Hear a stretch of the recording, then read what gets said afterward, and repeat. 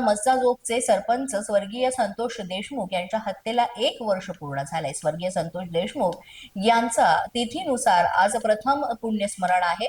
वर्षभरानंतर देशमुख कुटुंबीय न्यायाच्या प्रतीक्षेत आहे।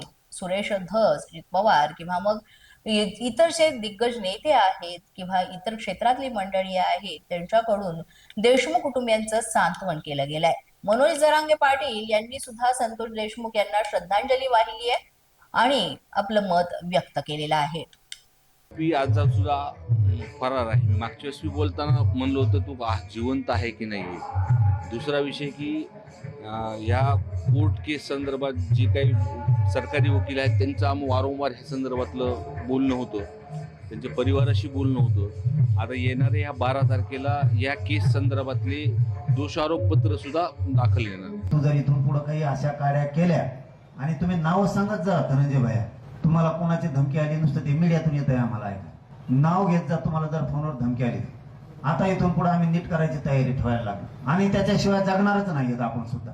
संतोष भैयाला खरा न्याय द्यायचा असला, त्यांच्या लेकरा बाळाला न्याय द्यायचा असला तर आपल्याला सुद्धा आता जसं तसं वागावंच लागणार। गप बसाव किती दिवस तुम्ही इथले सगळे उठा आणि आमच्या तोंडात चपला हाना आम्ही जर चुकत असलो। गप बसाव किती दिवस, जर आमचे मुर्देच पडायला लागले तर गप तरी किती दिवस बसायचं। याच्यापेक्षा काय क्रूर हत्या व्हायला पाहिजे।